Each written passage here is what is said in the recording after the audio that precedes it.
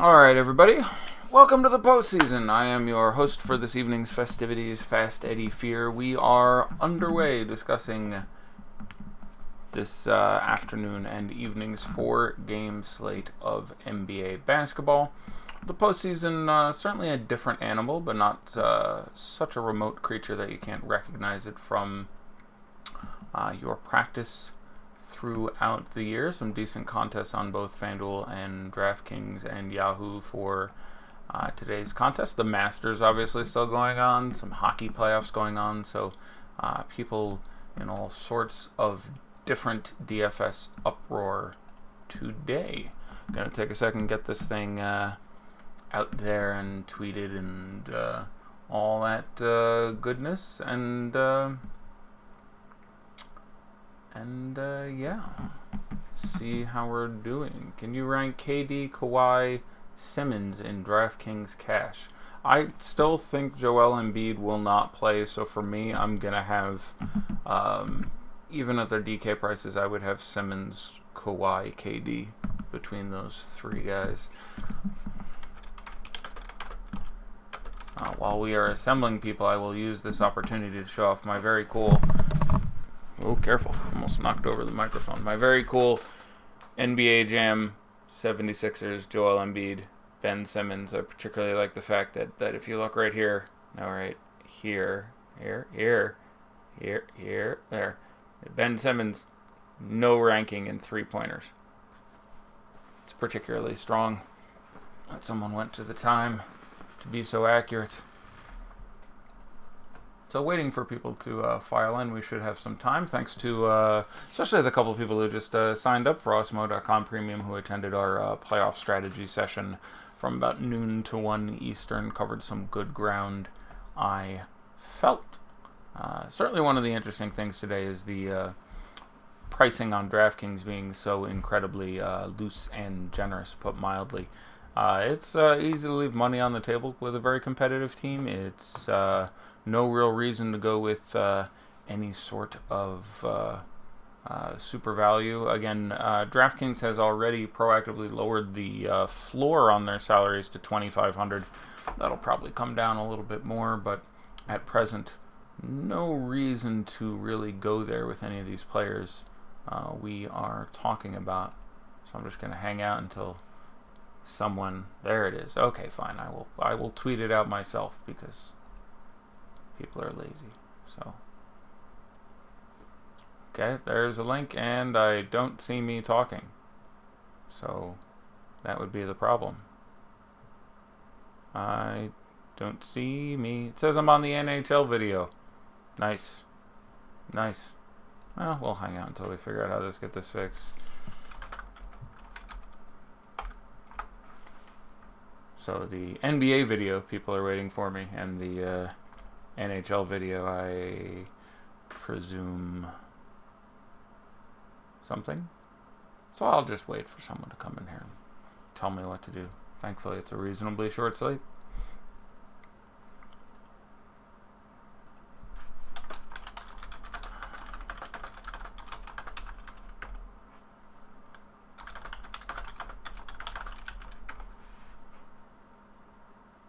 Do I think the cross-checking will be up in the playoffs? Yeah, I look for a rise in high sticking penalties and people with fewer than the standard number of teeth. Anyone? Alright, well, I'm just gonna... Someone put in the link for basketball. That's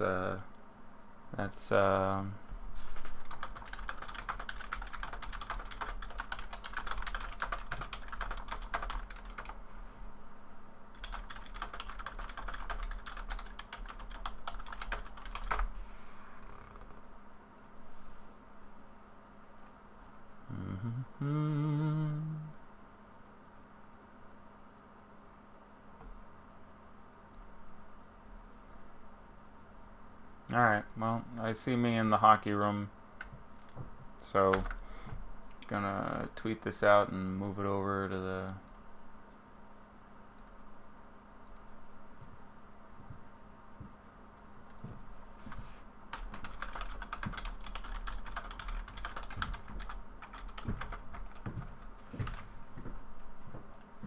All right.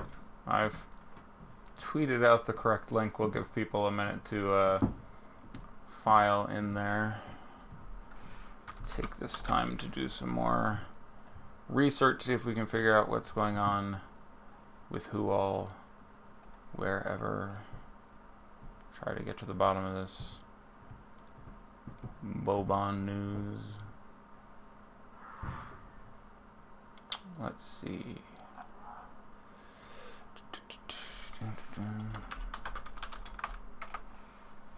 Hi everybody. How you doing?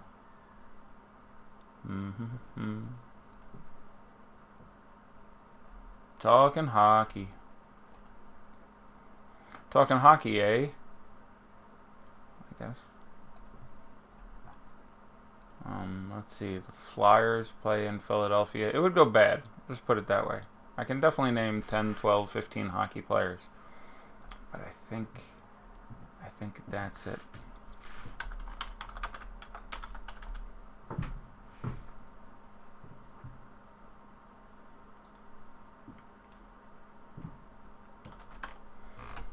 Someone's saying in our premium Slack that Boban will start if Embiid doesn't. Which is very interesting for me. I would have had him 5th on the list of people I would think they would want to start in this matchup. He did play 18 minutes off the bench the last time the 76ers and the Nets played, and was fine. But not the guy I think I would want here. The offensive end of the court, where Boban's going to do a lot more for your team than the defensive end of the court.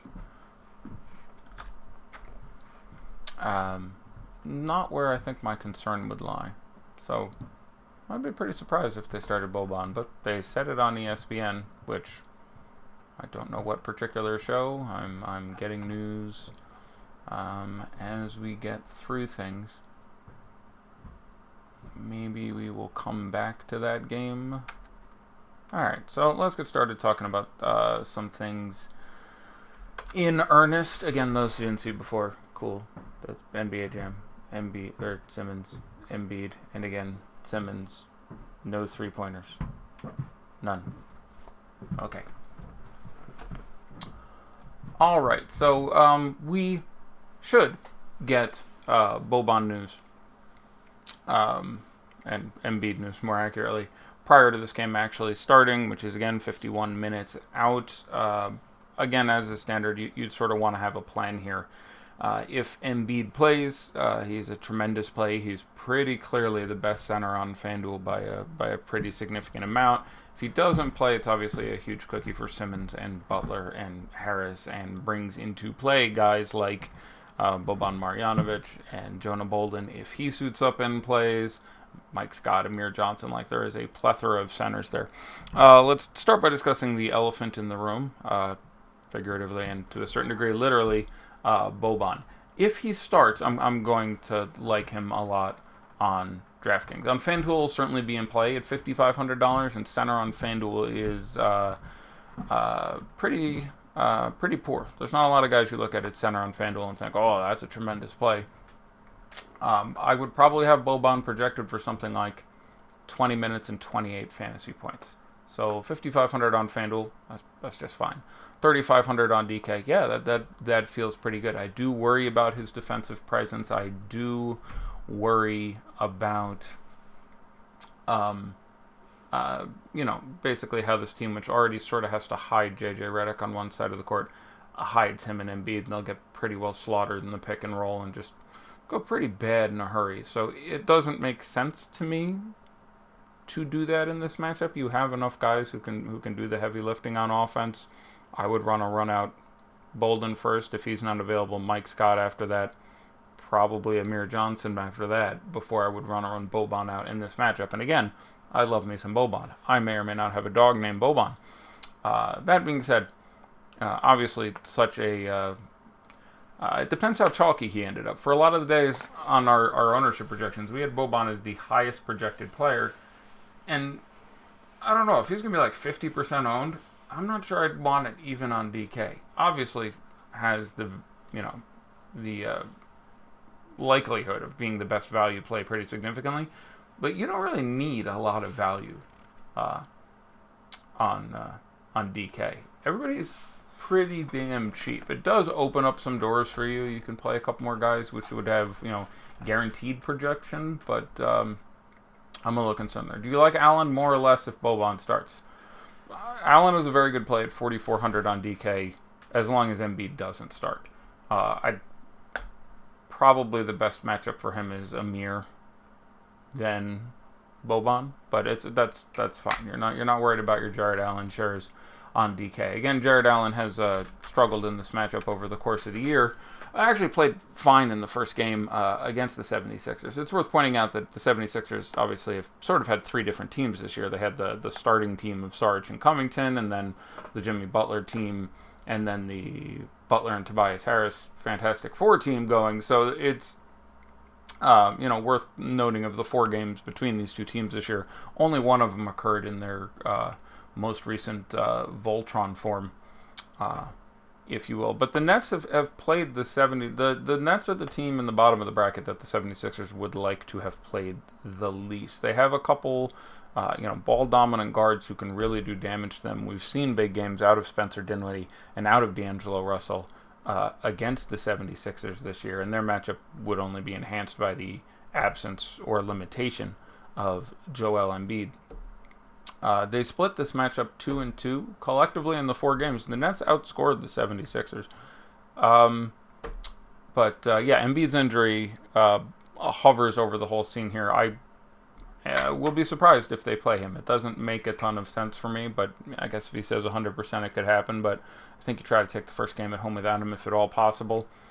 Simmons going to be the real interesting piece of this series, much like last year. Can he shoot, or can you just ignore him and play way off him on defense, which is just a massive advantage for the other team.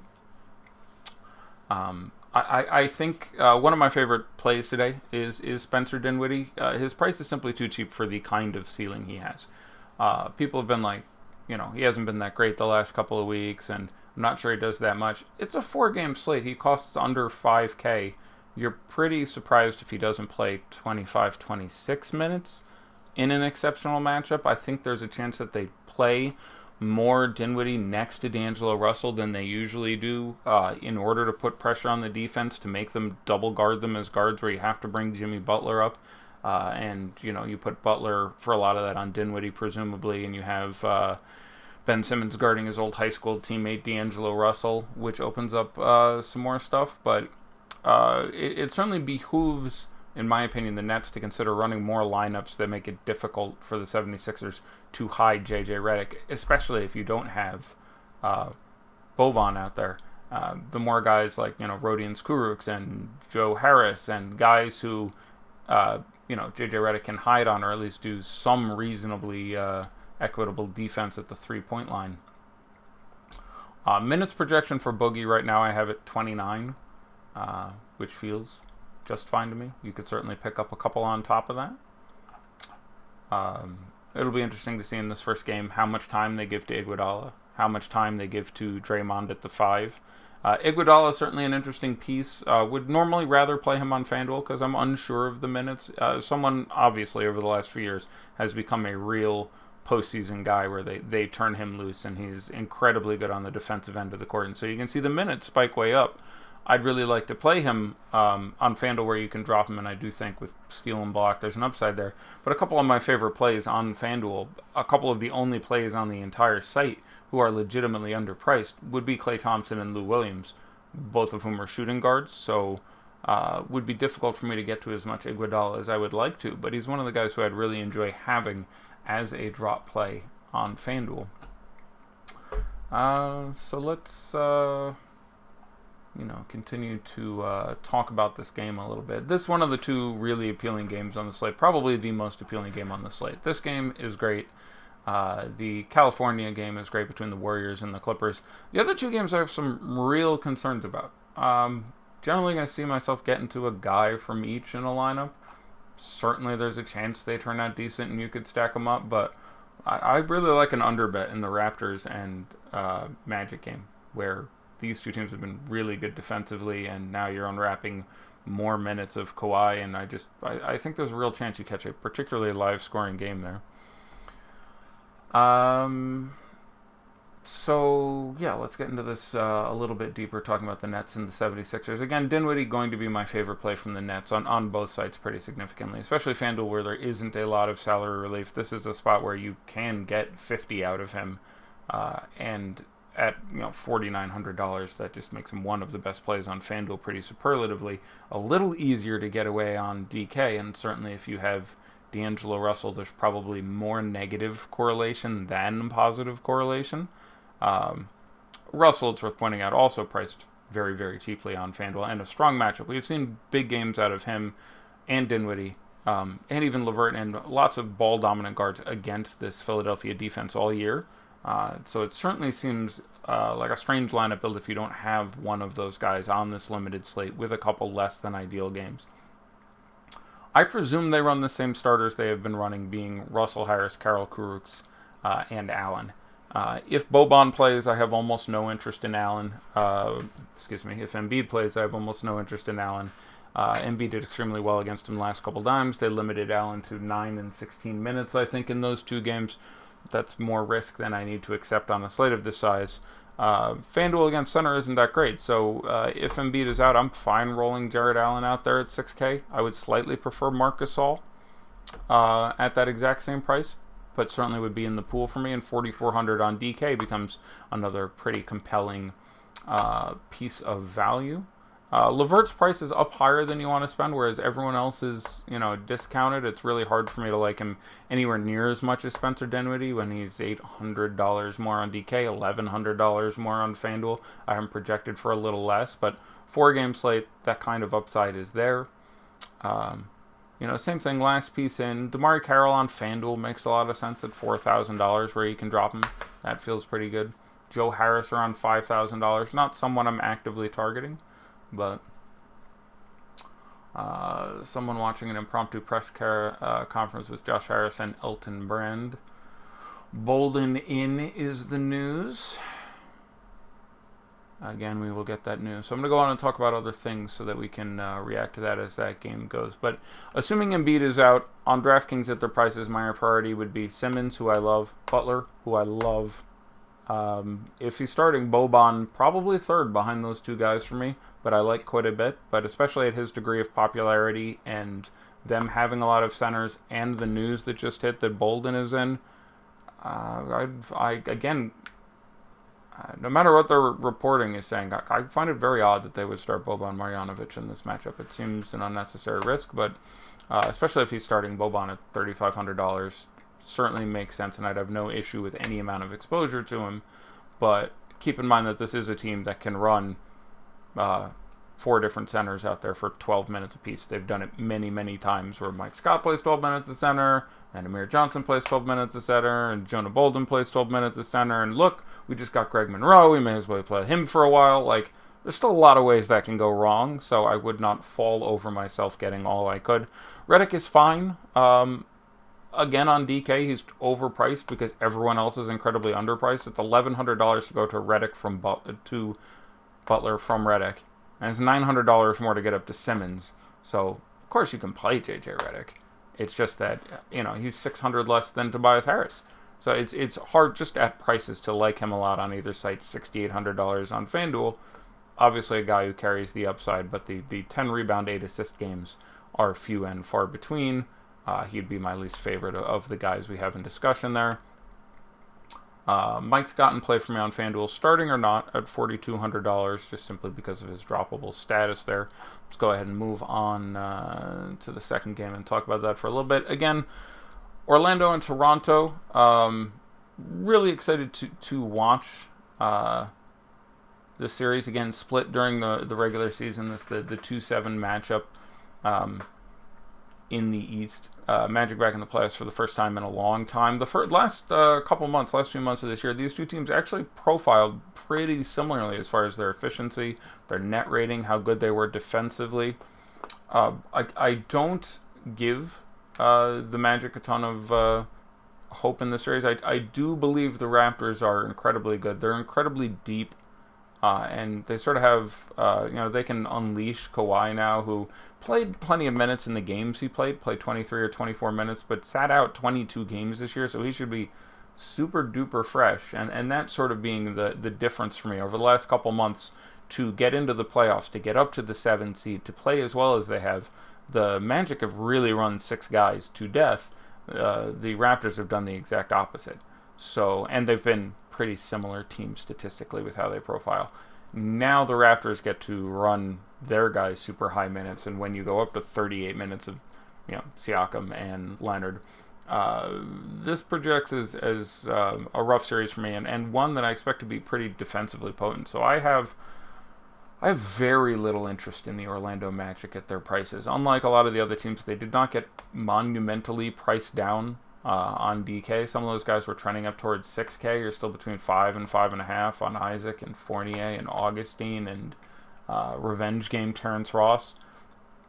FanDuel, I think Isaac would be my favorite because he gets that sticky small forward spot. He can get a lot of steals and blocks. If I had to play a Magic guy on FanDuel, it would probably be Vooch, actually, at 9,800, just because center is not so brilliant on FanDuel. He has a very safe floor, but I do believe Marc Gasol is a tough matchup for him. I think the Marc Gasol largely takes the 70-point Vooch play out of play. I haven't projected for around 45. Maybe he gets up to 55, but there's very little scenario in which I feel horrible for not having him, and there's just sort of other upside centers I think I'd rather look at. But on FanDuel, if I have to play someone on the Magic, it's Vooch for positional scarcity, and that position being kind of bad. Jonathan Isaac for the same reason, and again, 3 points for a steal and a block on FanDuel opens up that upside for him a little bit. Aaron Gordon, who's kind of cheap on FanDuel and power forward, not a brilliant position in a vacuum. I'd rather play Draymond. I'd rather play Aldridge by a little bit, but I can get to $6,900 Aaron Gordon. But FanDuel, it's particularly bad, and DK, it's not a ton better. They're just guys who profile a little bit better. Again, I like an underbet on this game. I'm not sure they get up to 210, 212 points. Just not super thrilled with the Orlando Magic at this point. There's nothing that looks great for me. They're going to run into just I don't know who the worst defender on this Raptor starting 5 is. Lowry, Green, Leonard, Siakam, and Marc Gasol is an incredibly good defensive unit. I mean, just incredibly good. So I have some real concerns there. Regarding the Raptors themselves, Kawhi Leonard on DK at 7,900 is too cheap. There is a pretty safe floor there. I do think the minutes come up again, whereas they sat him a lot of games. He was getting 33, 34 minutes per game in which he actually played. I think that might be 37, 38 here if this game stays close. I like Kawhi Leonard at $7,900 quite a bit. You can obviously punt Danny Green, as we were talking about on the earlier show. In the 4 games against Orlando this year, he had like 10, 15, 20, and 52 fantasy points because he had one absolute nut-high game. In one lineup, I'm not getting to Kyle Lowry. Had a couple good games against the Magic this year. One without Kawhi, which was basically what he always did when Kawhi wasn't out there. One with Kawhi in there, he managed to put up 40. But in a world where everyone else is so underpriced on DK, you can still do a little bit better, especially if you are playing Kawhi. I don't mind Lowry if you're not playing Kawhi, or at least I'd like it a little more in that instance. But you can just do better when $6,500 is more than you're spending on, lots of guys from it. It's a couple grand more than you're spending on Dinwiddie. It's well more than Draymond Green costs. It's almost the same price as Jimmy Butler, potentially without Joel Embiid. So single lineup, not really, getting there a ton. Gasol, 6,000 on FanDuel is one of the better center plays at a really bad position. But I think it's likely in this matchup specifically where he does a little better job defensively against Vooch than Ibaka does. And Vooch being the real centerpiece of the Orlando offense, that I wouldn't be surprised if this was the series in the playoffs in which he saw the most minutes. I don't know if that's going to be 28 or 32, but I can see taking a shot or two there. And as a potential punt, Norman Powell in play when there is no Pat McCaw and no OG Anunoby due to his concussion. But again, first game and third game, pretty sexy fantasy. Second game and fourth game, both a little bit disappointing. With that, I'm bringing sexy back. Let's talk about the California game. The Clippers visiting the Warriors. Again, first and third game have over-unders of a bit over 230. Second, fourth game have over-unders of about 210. and again, that first game has the pricing that makes it pretty attractive. But certainly some guys we're going to look at in this game. I like Lou Williams a lot. Both FanDuel and DraftKings, he is way too cheap. I don't have a problem running him out there next to Klay Thompson, who is the other shooting guard who is way too cheap. I do think that ends up being most of the time the best shooting guard composition on FanDuel. There's obviously a couple others in play, but Lou Williams has been very good against Klay, against Steph, against Steve Kerr's Warriors. Any way you want to look at it, historically, on paper, it makes a lot of sense there. I would much rather play Lou Williams at the same price on FanDuel than Montrezl Harrell. I would much rather play him on DK at a $600 surcharge over Montrezl Harrell. He's my favorite play in this game.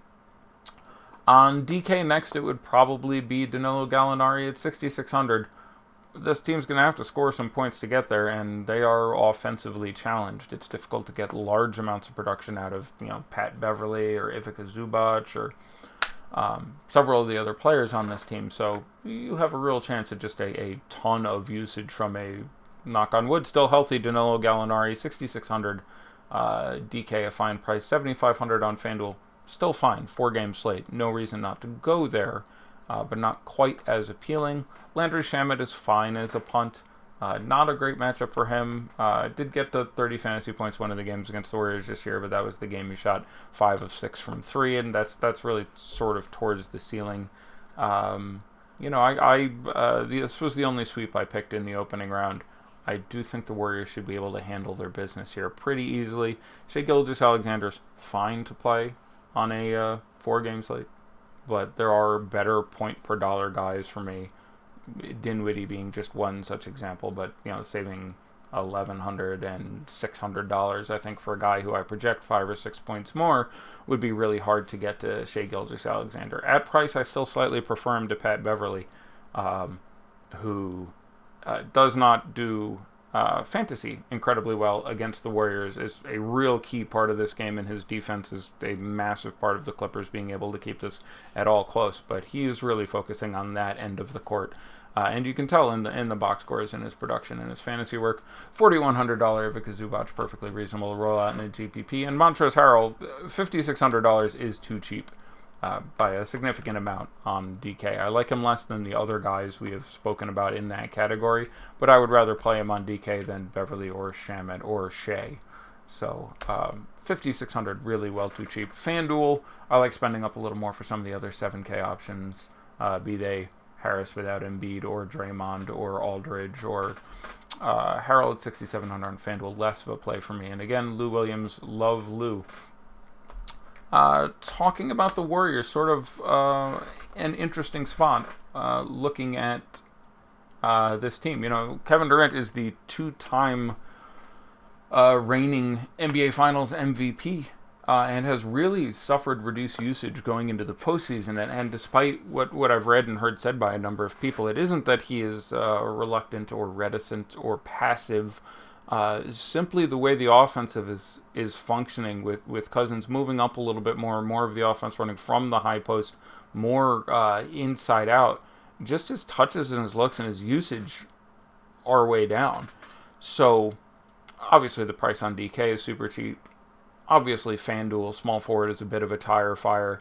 No issue with you playing Kevin Durant, but I am concerned for I think good reason. I would rather play Steph than him in a vacuum, but the other 3 guys end up being the ones I have the most interest in.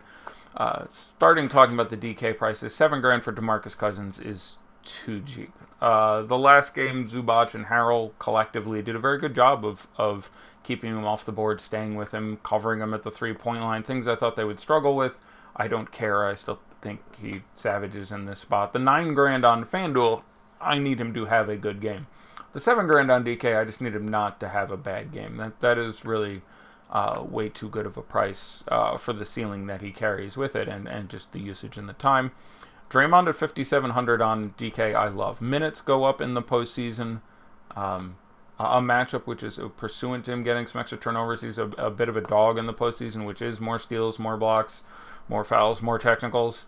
But my favorite guys on this team, they vary a bit site to site. But DK, really like Klay Thompson, Draymond Green, and DeMarcus Cousins. Klay Thompson is Klay Thompson, but he's priced under 6K on both sites. And again, one of the few guys who is too cheap on FanDuel, where everything is priced fairly equitably regularly. Shout out to Andre Iguodala. Again, the other quality shooting guards on FanDuel make him a little more difficult, but he is one of their guys that, hey, we're into the postseason now.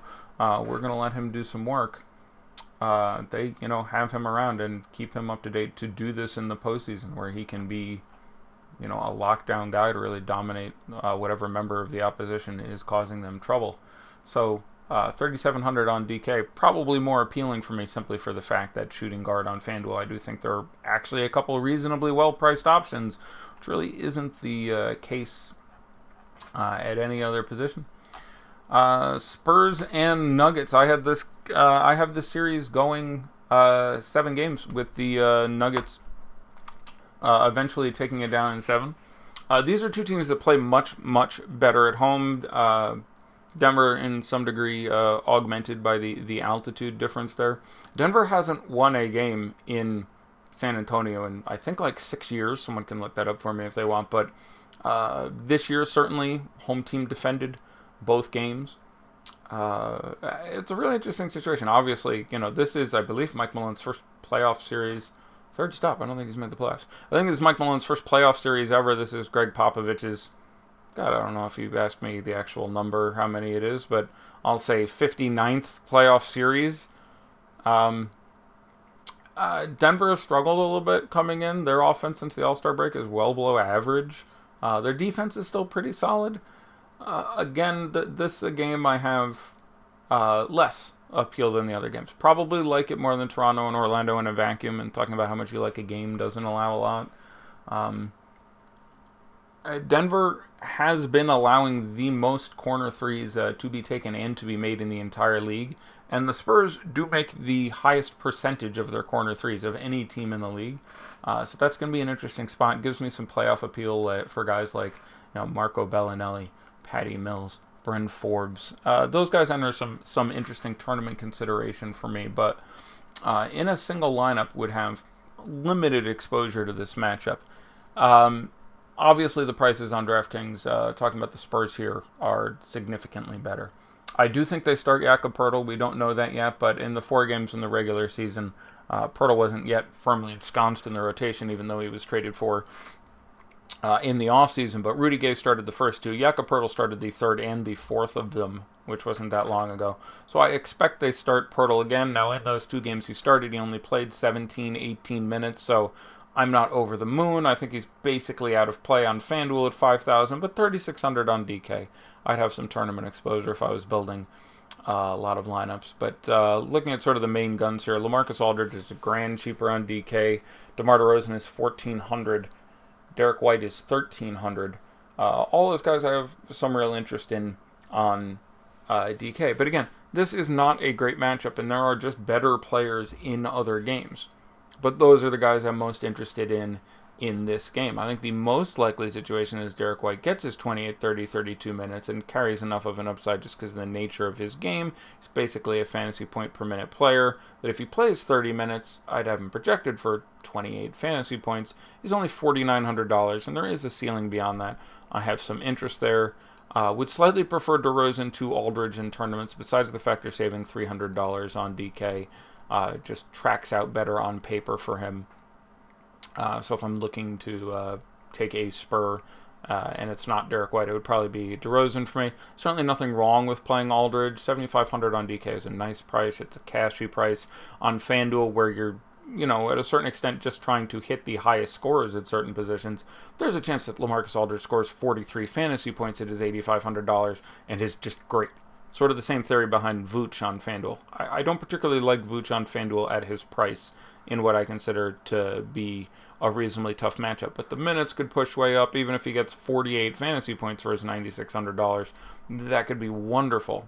You're sort of taking a bet against the other centers as much as a bet on him. Rudy Gay, obviously a better play on FanDuel, one of the few guys who is priced better there. I think he's the exact same price there, but small forward, obviously. And dollar per dollar, the same price is better on FanDuel. As far as the value guys, I think I think I would have Patty Mills as my favorite, slightly over Bellinelli for the bench guys. Slightly over Forbes, counting in their prices. As far as talking about the Denver Nuggets, obviously been a dicey year for Will Barton, who's been hindered for the majority of the year with a consistent hip injury. Isaiah Thomas style. It's the team to go to when you have hip injuries. 4-game slate, especially FanDuel is droppable at 4,400. You can take a shot at it. I have no reason to think it'll be good against the Spurs here. I would rather play Gary Harris, who saves you $200 or $300 respectively on the two sites, and I project for actually a little bit higher, and a couple more minutes. I like Gary Harris more than Will Barton if you're trying to choose between those two guys. Jamal Murray, 7,800 on FanDuel, obviously in play on a 4-game slate. Point guard, not that brilliant on FanDuel. Frankly, nothing outside of shooting guard is that brilliant on FanDuel. Very much in play for that reason. $6,000 on DK is a very good price. So I legit like Jamal Murray on both sites. Jokic very much in play. The Spurs do an excellent job of limiting him. 4 games this year, 2 at home, 2 away. Never saw 50 fantasy points. But 9K on DK still brings him well into play. And on FanDuel, can he be the highest scoring center at 10-6? Absolutely. And even if that number is 47, that may very well still be the best guy to have. Now, not that likely because of the absence of quality value on FanDuel. There's always a correlation between things, and if you have value plays who cost $3,600 and there's 6 of them and you expect them to score 30 apiece, then frequently at center and other positions, you'll just want the most raw points. There's not a ton of great value on FanDuel today, so there is a real chance that the better play is punting away with Andrew Bogut or whomever, or getting a decent game out of Jared Allen or Marc Gasol at 6K, or getting a slightly lower score than Jokic. Let's say Jokic gets 48 and Cousins gets 44. You want Cousins in that situation because of the absence of value. The raw points of it probably won't factor into it as much. So, very torn on Jokic, and these playoffs are a bit of a referendum on him and his ability to lead this team. But very interested to watch this series and see exactly how this breaks down. But fan of Jamal Murray anywhere you can get him. I didn't mention Paul Millsap, and I should. Difficult guy for me to predict. Has been all year. Not a great matchup for him. But clearly has shown the ability to drop massive games. It is not difficult to construct a narrative in which the San Antonio defense...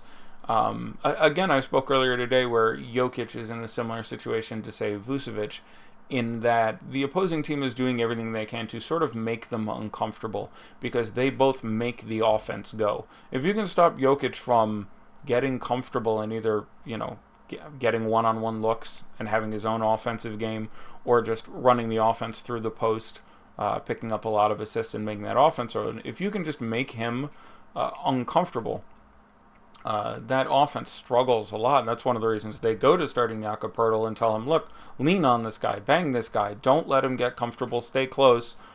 We don't give a shit if you get 6 fouls. We got another center behind you, and we got Rudy Gay who's willing to come in, and Aldridge will play center, and so get out there and do anything you can for 15 or 20 minutes, make this guy's life difficult, and thus far they've done a very successful job with it. So, I am more inclined to not play Jokic than play Jokic. So let's take a minute and look at some of our ownership projections right now. And again, you get these, and you can look at all of them yourself if you're an Osmo.com member. And we smell terrific. I'm going to take a minute and look at some news. I've got nothing since Bolden in. We are 19 minutes from lock. Again, have an Embiid plan. Butler and Simmons, or Curry and Harris and DK Cash would be Butler and Simmons for me by 5 points, by a pretty significant margin. There's Boban making cheesesteaks again.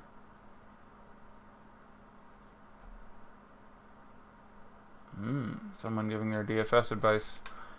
If we get word Embiid is playing, pivot away from Simmons, Tobias, and Boban to Lowry, Aldridge, and Gary Harris.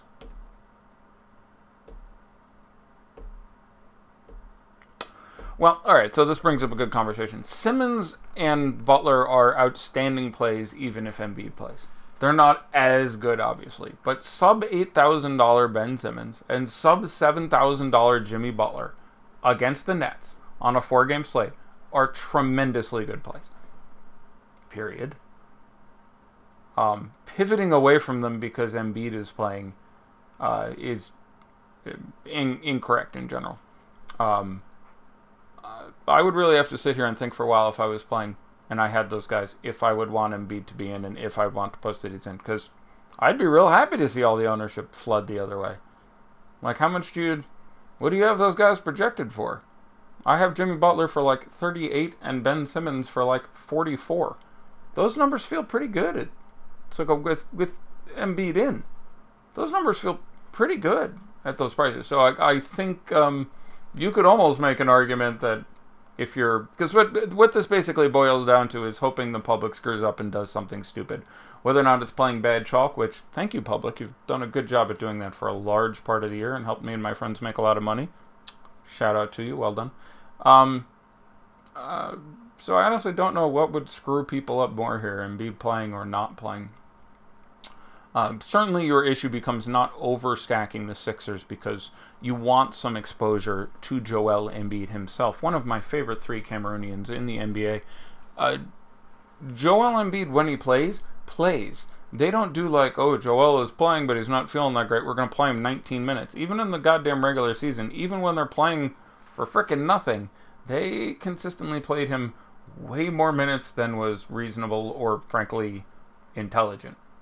He was, he's crippled and he would go out there and he'd play his first 5-minute shift and he'd come out and he'd hobble and he's barely moving and he's breathing like he's been carrying an elephant the entire time, and they lie him down and turn him on his stomach and stretch his back and his knee hurts and they're running back. Like, maybe that changes. I think it's appropriate to have some concern for a player who's obviously nursing a serious injury and has been doing so for some time, but when they've played Joel Embiid, he runs out there and gets his goddamn time, and it is an absolutely slaughter, spot, smash, crush matchup. I just used all sorts of words and put the tenses and word types in the wrong position, but I think you get what I'm saying there. There's no reason that he can't put up 75 in 30 minutes against the Nets, and as a matter of fact, he did something like that last time. Actually, I think he got more than 75 in less than 30 minutes, come to think of it, but point being, you'd want to get to some Embiid, and Embiid, Simmons, Butler feels like you might be doing a little bit too much. If you have that, I definitely want to get D'Angelo Russell in there, by the way, or at least some Dinwiddie, but point being, if Embiid is in, I think on DraftKings, running away from all your Simmons and Butler shares seems a little bit silly to me. You can run away from your Boban shares. Lou Will or Murray in DK cash? Yeah, so you're saving $700 going to Jamal Murray. I will answer this question as if that is not a relevancy. And I'll say Lou Williams. You really like Van Vliet and Siakam. Could you pair them together? I don't really like Van Vliet. I should point that out. I have concern for his minutes in this situation. The increase of the other minutes in the starters should, in theory, limit his, so I'm concerned for his minutes. I don't think he's out of play, but I have concern. But yes, you can absolutely pair Van Vliet and Siakam. Look, there's 8 teams. Unless you very diligently on DraftKings pick one guy from each team, you're going to have to pair 2 guys together. They may as well be Fred Van Vliet and Pascal Siakam. It's not even like they're the most expensive 2 guys. On this slate, there's probably no 2 guys I would look at as a bad pairing. Like, I guess I'm not thrilled with Simmons and Embiid. I guess I'm not thrilled with Aaron Gordon and Vooch. I guess I'm not thrilled with, like, Steph and Durant. But none of those would I be like, oh, what a terrible lineup. No way both those guys could get there. Because they all could. So, yeah. One of the things about short slates is you need to disengage, untrust, if you will, a little bit, your presuppositions. Guy in chat says, what's up with Embiid? Spelled incorrectly, I might add. To which Josh Engelman, our own saucy, always in a good mood, never takes a crack at anyone, responds with, when this Slack finds out that Twitter exists, it's going to blow people's minds. Those are the paid subscribers, by the way. You should see how he talks to the people on YouTube. It's not pretty. Assuming Embiid is out, what are you projecting Simmons for fantasy points? I haven't actually done that, but I have a feeling it would be in the low to mid 50s. Like, I think it would be 53 to 55. I feel pretty safe would be the range it would land in, so an extremely large number. Zubac or Cousins on FanDuel.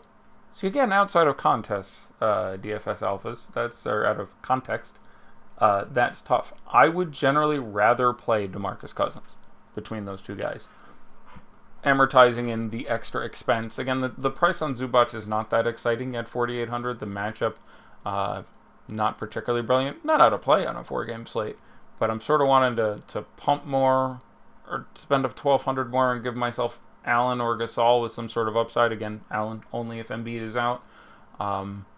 So I would rather play Cousins than Zubac to answer that question that way. Going to take a look at our premium Slack. I believe I may have answered all the questions. Someone shared my gut feeling is he's going to play in chat, but I think it was from like random person who's watching the game and not. It seems odd to. Again, you gotta win like a dozen or more games. You can't. DeRozan or Cousins in a DKGPP? That's a good question. That's going to come down to build and correlation a lot. They themselves obviously playing in the same game, so that makes it a little bit trickier. In general, I would rather play DeMarcus Cousins. I have him projected higher, but the ownership is going to be there. We'll look at the ownership again. Preferred Philadelphia big if Embiid is out. Right. It's whoever starts pretty significantly. So as I alluded to previously, they have done a lot of you play 10 minutes, now you play 10 minutes, and everybody gets a car type bullshit with center when Embiid is out in Philadelphia. I think that is less likely in the playoffs. That doesn't mean that it's impossible, but I would expect at this point, if he doesn't play, that they start Jonah Bolden, and that Jonah Bolden plays 24, 25, 26 minutes. Again, I haven't seen any confirmation that Boban would get the start, and I'm happy to see that information if anyone wants to send it to me. Drebko, a flyer, and GPPs on FanDuel, or are you better off picking between RHJ and Ed Davis at the same price? So Ed Davis is by far the most reputable of those, the safest of them. Ed Davis is going to give you his 15 fantasy points. Could get more. You actually want Embiid in probably if you're playing Ed Davis. Between Drebko and Rondé Hollis-Jefferson, Drebko is the safer of them, but less of an upside. RHJ may not play whatsoever and may play 25 minutes. He's sort of there in case of emergency break glass guy. He does have a history against the 76ers. I don't know if that's anything to do with anything other than Jared Allen sucks in that particular matchup, and so they're looking for any possible option. But if Embiid is in, my answer to that is probably Rondé Hollis-Jefferson in tournaments. Yeah, someone indicated they had some, that I believe someone on ESPN, a commentator, stated that Boban would start if Embiid didn't. That would surprise me. It just doesn't seem necessary. Like, you should start Jonah Bolden. If you don't start Jonah Bolden, you should start Mike Scott. If you don't start Mike Scott, I think you start Amir Johnson. I'm not sure. That one's close for me. But Boban, when you start JJ Redick, your defense gets really sticky. You already have to hide Redick.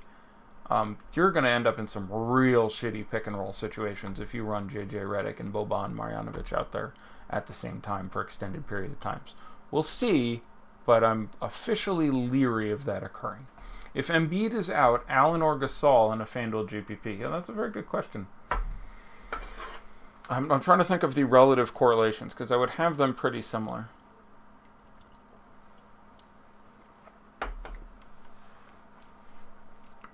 I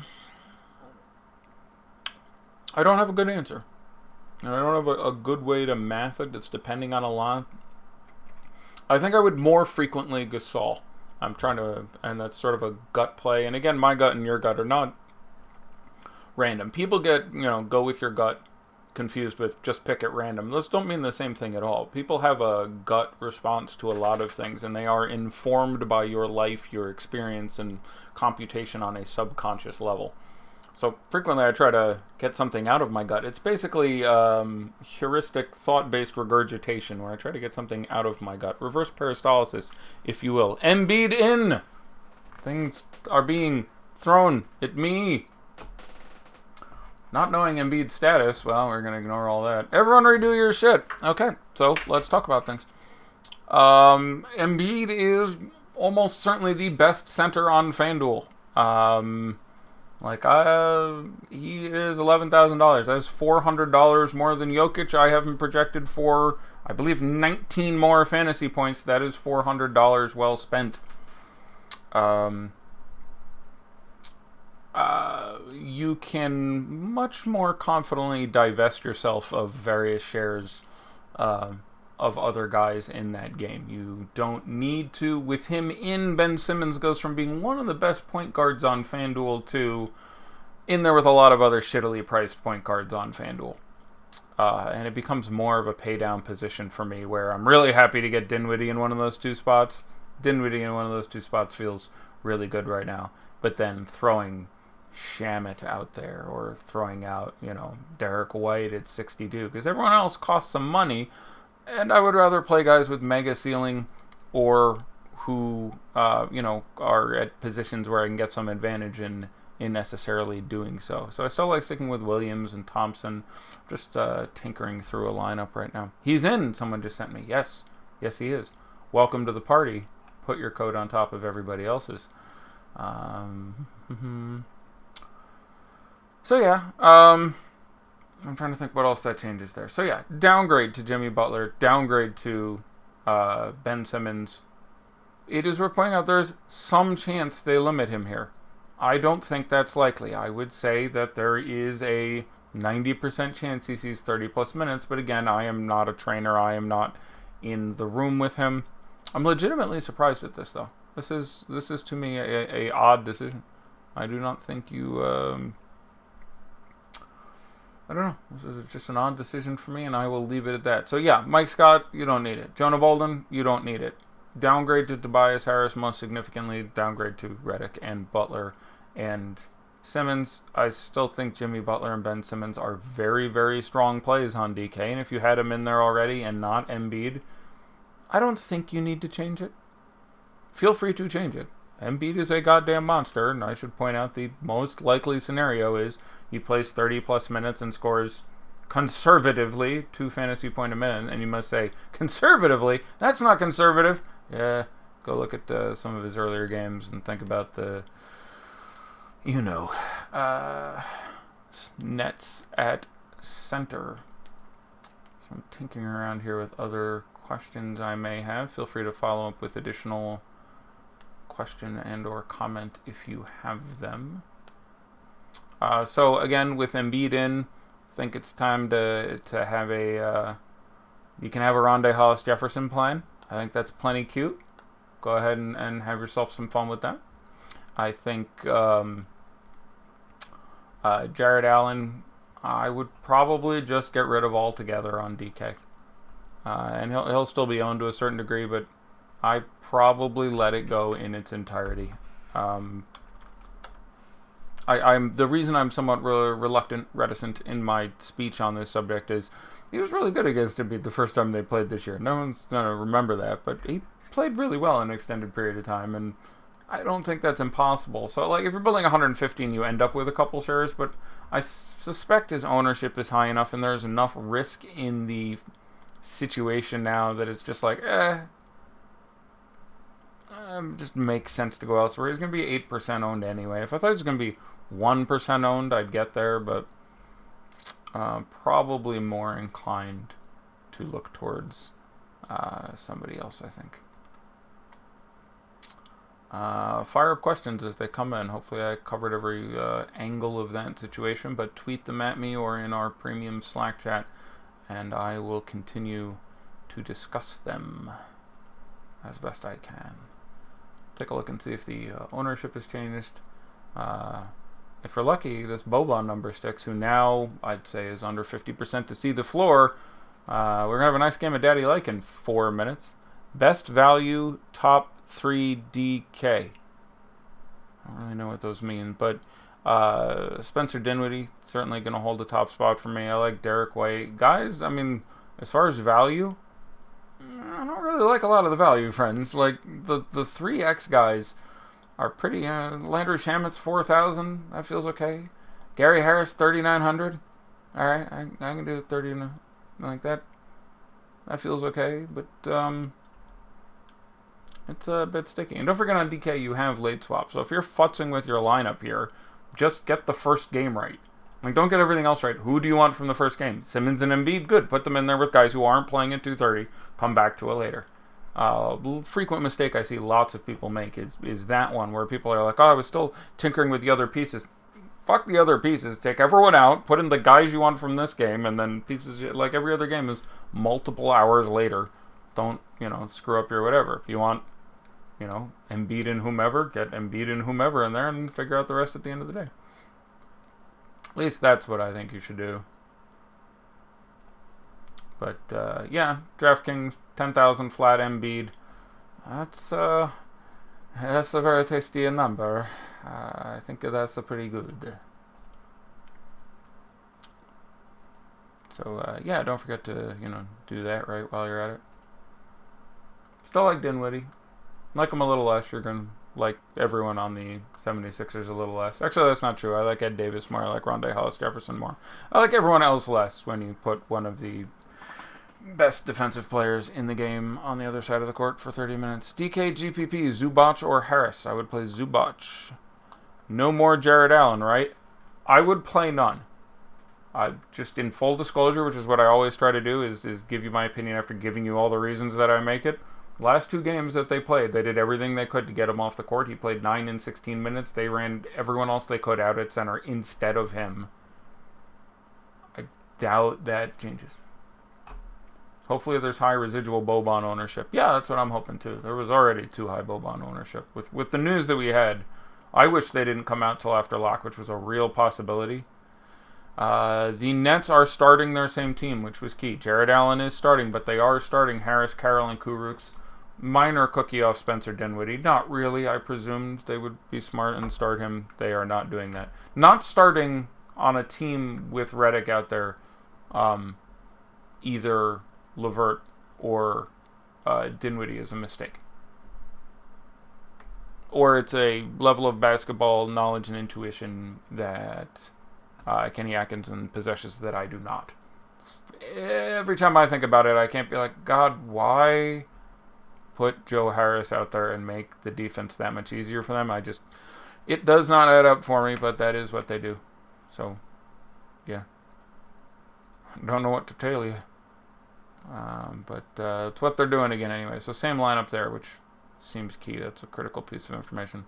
Looking for any other late breaking news, but not seeing it at present.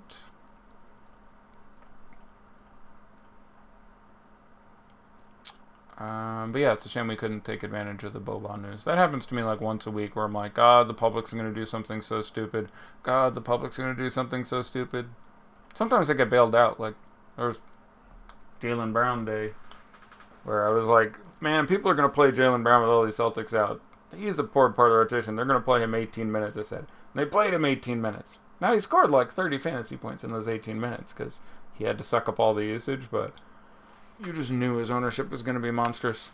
All right, we are there, friends. Let us look at ownership. I'll start by poking around on the FanDuel. Oh, Jesus Christ. There's golf in here. What is this? You must want some tickets or something. What the hell are these? Oh my God, it's like I'm used to looking at like, handsome, proud black men, world-class athletes, and it's like, Jesus Christ, pasty white dudes. It's alright. I'm past it. Alright, let's see.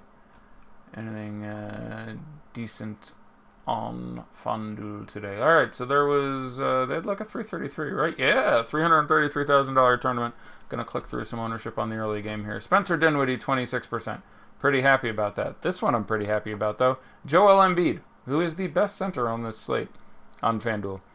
And, in an ideal matchup, 15.7%. Yeehaw. Shabazz Napier, 1%. I'm not sure he plays. Jimmy Butler, 13, sure. D'Angelo Russell, very good price on FanDuel, 33%, that's fine. Redick, 13, that's fine. Tobias Harris, 28, that's fine. Rondé Hollis-Jefferson, 7. He was in there. Boban, 10%. You know what this reminds me of? 10% on Jakar Sampson at $7,000, who was not on an NBA roster on Wednesday. That was a good one. But Boban, who I think I would give 2-1 against seeing the floor tonight. 9.5% Boban Marjanovic on FanDuel. Yeehaw. Now it's a party. Let's go over to DK because I quickly tire of clicking through lineups manually. Let me... Is there anything? No? That can't be the case. There's no way you played FanDuel and not DraftKings. Hopefully you all remembered to join your... I'm sorry, I forgot this was... I didn't know it was today until right now. DraftKings had their free rolls today. If you played... Wednesday? Yes, Wednesday. They shit didn't work for a couple hours, and so they ran like a $125,000 baseball free roll and a $75,000 basketball free roll. Those are going right now, apparently. I don't know when the baseball one is, but the basketball one is going presently. There's a $400,000 basketball tournament. This must be it. $400,000 playoff spectacular. Spectacular. No words in your vernacular will help you describe this tremendous contest. Alright, downloading ownership. Yeah, that's pretty exciting. Embiid numbers on both sites. Joel Embiid, 4th highest owned player on this. He's owned less than Jared Allen. Jesus. Like, I gave a whole spiel before, and I did a show for an hour before talking about all the edge in the postseason. It was a little bit of this and a little bit of that. It's also just people being stupid. Anyhow, I think it's $4,400. He is starting. Not that much has to go right. So that's not nearly as bad as Boban at $5,500, which is insanity. Number 1 owned, Ben Simmons, 36%. I'm fine with that. $7,900 Ben Simmons against the Nets. I don't care if he's playing next to the rest of the 92 Dream Team. He was going to have a decent chance of getting there. So, good on you, Internet. Number 2, Tobias Harris, 22%. He's fine, certainly at $6,400. But one of the tougher matchups against the Nets for him. I liked him more than Redick, but I would have liked him less than the other 76ers. Speaking of which, 0.08% less. 18.80 as opposed to 18.88. Jimmy Butler, Buttles, under 19% at $6,900. That feels pretty good. Again, this was the game I wanted. And then the California game. So I would want these numbers to be a good bit higher. Number 5, Boban Marjanovic, 18.3%. Keep in mind, they announced Bolden is in, and he's likely not going to play shooting guard. So... Embiid's in, and Bolden's in, and Scott's in, and Monroe's in, and so yeah, Boban 10% on FanDuel at $5,500 and 18% on DK. I don't think he plays. So, honorary congratulations, you played yourself there. Only slightly more. That's hilarious. 18.29% Boban, 18.24% Joel Embiid. One of these things is not like the other. One of these things just doesn't belong. 17.58% Spencer Dinwiddie, sure. 16% D. Russ, sure. 14.25% JJ Redick. Okay, I'd have less, but no problem. It's still, especially with Embiid in, you're asking for a lot. Karis LeVert, 9, feels good. Joe Harris, 6.3, starting, all right. Damari Carroll, 3.7, cool. Rodions Kurucs, 2.73. I'd rather play Rondé Hollis-Jefferson, 2.71. Nice. Mike Scott, 2.64. Can at least play some 4. More likely he plays than Boban. Jonah Bolden, 2.1. Should be out there. Ed Davis, 1.6. Actually, probably gets a boost with Embiid in there. Greg Monroe, 1.23. Jesus, people. How many centers do you think you're allowed to play at a time? Amir Johnson, 0.60. Jonathan Simmons, 0.68. TJ McConnell, 0.53. Jared Dudley, 0.31. Shabazz Napier, 0.20. Zaire Smith, 0.12. Theo Pinson, 0.06. Trevian Graham, 0.04. All these guys are technically active. Furkan Korkmaz, 0.04. Shake Milton, 0.03. Haywood Highsmith, 0.01. Allen Williams, 0.01. Is Big Sauce actually active? I don't know. I'm trying to think of times Nets have done great dunks and who's celebrating there on the side. I'm going to keep going because I'm not sure. Zanan Musa, 0.00. I don't know if he's with the team offhand. But James Ennis III, 0.00. He's not active. And Alan Crabb just had surgery, 0.00. Congratulations. You have played yourself. I will be around much of the day. I'm going out drinking tonight, getting my drink on. But should be around much of the day. Messages via Premium Slack and Twitter appreciated. And best of luck. Today's in your contests. I have a feeling Boban people played the rig for you. We'll see how it goes. You'll know in about 8 minutes, first break, who comes in at center for him. Kawhi, KD, or Boogie, raw DK points. I have Kawhi the highest of those by a couple. I have KD just a little bit more than Boogie. Raw points. Obviously, per price, I like Boogie more. But raw points, I have Kawhi, KD, Boogie. So there it is. I am done. I will be back tomorrow. And, yeah, best of luck in your contests.